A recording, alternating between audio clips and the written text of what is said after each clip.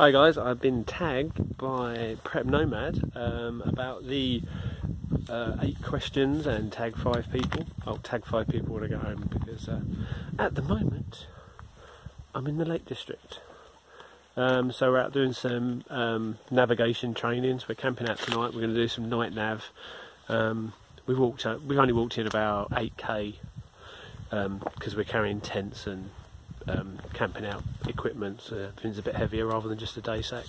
So without further ado, most memorable camp will definitely be when I camped with Carlisle 195 John. It was something I've been talking to John for like 2 or 3 years beforehand, and it was just never a time. It was a hell of a way to travel from Essex up to Carlisle, and then eventually I just bit the bullet and says, "Are you busy?" And he says, "Yeah, come up." So that was great.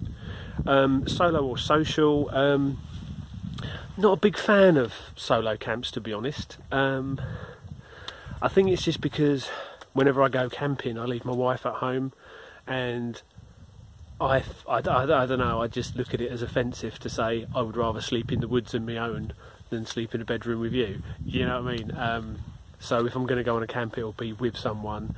And then camping with people, you're going to pick up extra skills because everybody does stuff differently. So yeah. Favourite knife? Probably a Mora, to be honest. A little Mora carving knife, the little tiny ones. They're really good. Lightweight, cheap. Yeah. Let's go for a Mora. Where did I learn my bushcraft skills? YouTube, mainly. But obviously I was a butcher for 18 years, which has put me in good stead for taking animals to bits and stuff, so that kind of helps. And then I was a steel worker, so I know the sort of metallurgy and making gadgets for campfires and stuff. And now I'm like an outdoor instructor type stuff, so yeah, it's all working out alright. My favourite fire method has got to be bow drill. I just haven't had another. It's just such a buzz when you get it, when you do it the first time and blow it into flame. It's just a proper buzz, and you're just so chuffed with yourself, and you're all out of breath, and you know where you've been overdoing it, and it just looks so cool. Most essential kit for a trip. Probably waterproofs, to be honest, because yeah, it's going to be waterproofs or first aid kit. Obviously first aid kit, that should be carried anyway, but waterproofs I would say, because you never know when the weather's going to turn, and you never know when even if it's going to get cold, waterproofs will keep the wind off you, they'll keep the rain off you, and they give you that extra layer to keep you a bit warm. So always make sure you carry waterproofs, especially like when you're in this horrible place with these horrible views. Alcohol, wood or gas stove, depends where I am. If I'm up here in the summer, it'll be gas all day long. If I'm in doing bushcraft, it's going to be a campfire, definitely a campfire. But if I'm up here in the winter, it'll probably be a multi-fuel pump up pressure stove. So yeah, but my favourite, probably gas, just because it's easy. But then a campfire is nice to look at, so yeah. You know, but when you first get to a camp, you usually get the gas out, have a cup of coffee before you get the fire going. So yeah. Do I carry a bug out bag? No, I am not a prepper. I am not that bloody organised. When shit hits the fan, I will, you know, I don't know, turn to eating people because they're easier to hunt than deer are. But no, I'm not that organised. I couldn't be a prepper because I don't prepare for anything. I just kind of nimble along and figure it out as it comes. So I'll complete this when I get home. I'll add some pictures in and stuff. But thanks ever so much to Prep Nomad for tagging me in this. Because let's look at this. Do you want to look at some boring views? Get my fade out of the way. I'll just go and pan around and do some pretty views, and I'll leave you guys to it. Bye.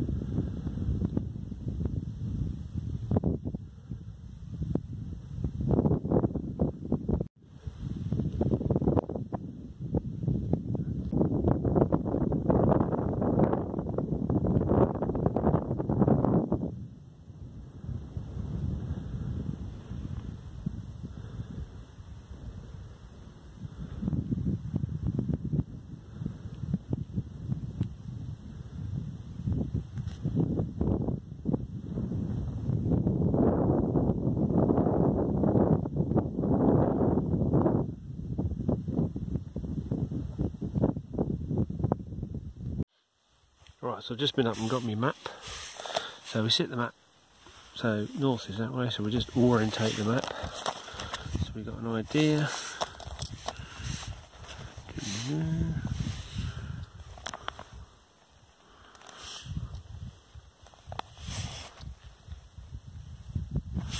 Right, so that's north. So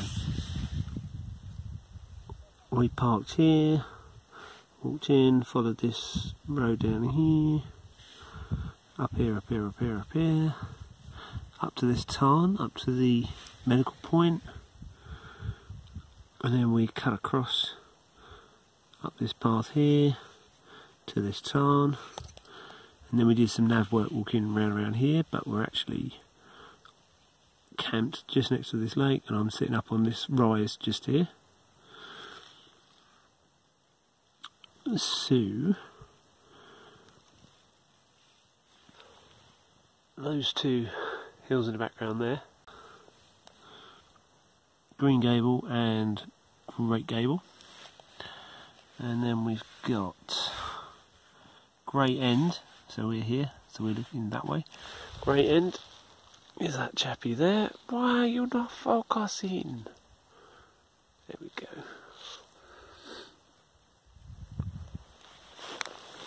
And then to this side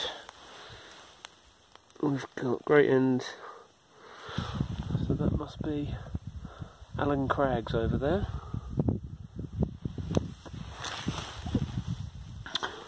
So Alan Crags, there you go.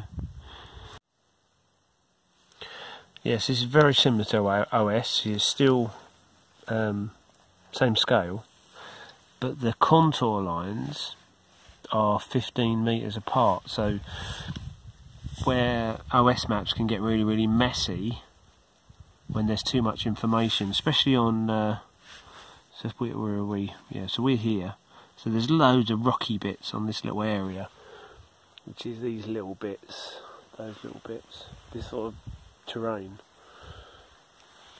So if we look at that on OS, that area, so on OS it turns out to be,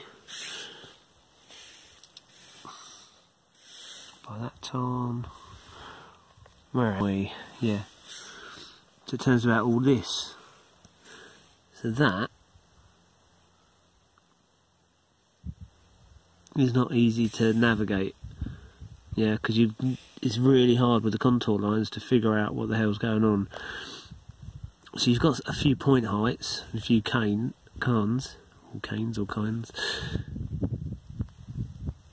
and you've got the little tarns marked on there. So that's the tarn we're right by, and I'm sitting up here somewhere, but it's just they're just a bit busy.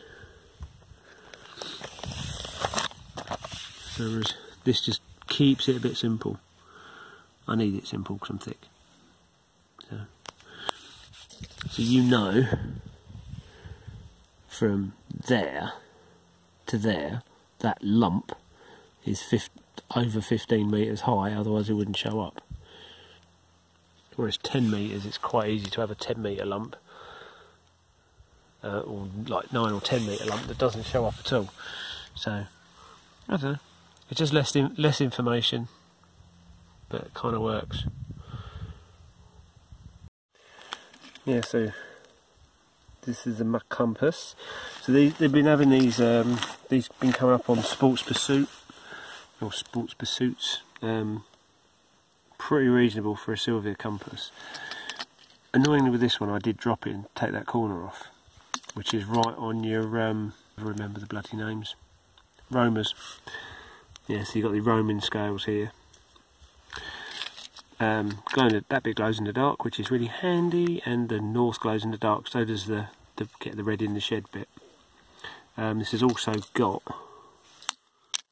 yeah, there's a little screw there, so you can adjust for declination. Obviously magnifying glass for picking up points. But on this end, so I've got some pacing beads here, so every 64 steps it tends to work out with me.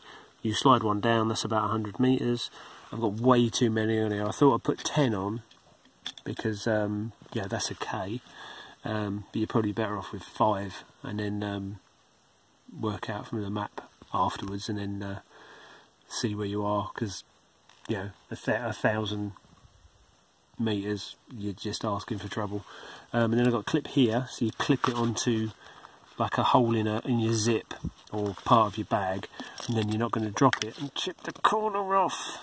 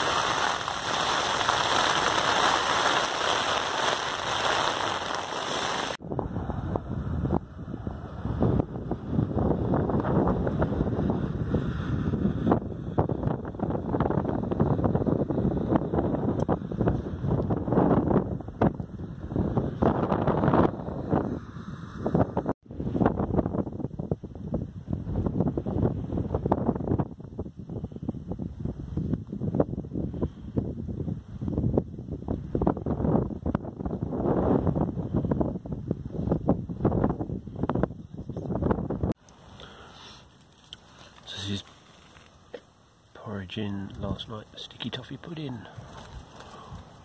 Genius. Saves you getting your bowl dirty as well.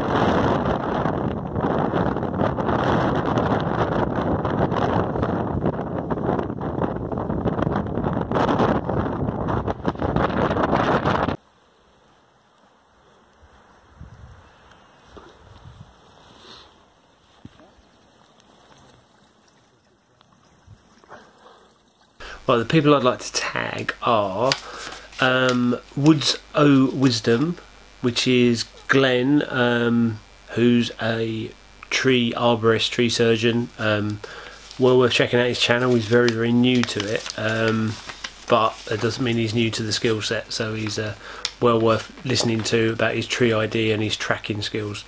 Man Stuff TV, who is Ant, another good channel, not just solely bushcraft and camping, just motorbikes and loads of random stuff and building sheds and day-to-day life of a nutter. Fairy Tale Wizard, I'd really like to see his opinion on stuff. Doesn't really get much recognition, Fairy Tale Wizard. He had quite a big channel, and then he closed his channel down, he started up again. And he just sort of kind of keeps himself to himself. So yeah, Fairy Tale Wizard, I'd like to see your ideas on it. Colonel Chimp, I'd like to see what you would do in Canada land, since you've now managed to get your residency, you lucky sod.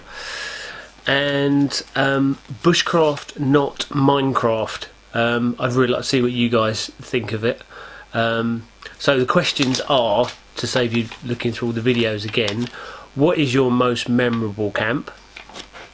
Do you prefer solo or social camps? What is your favourite knife?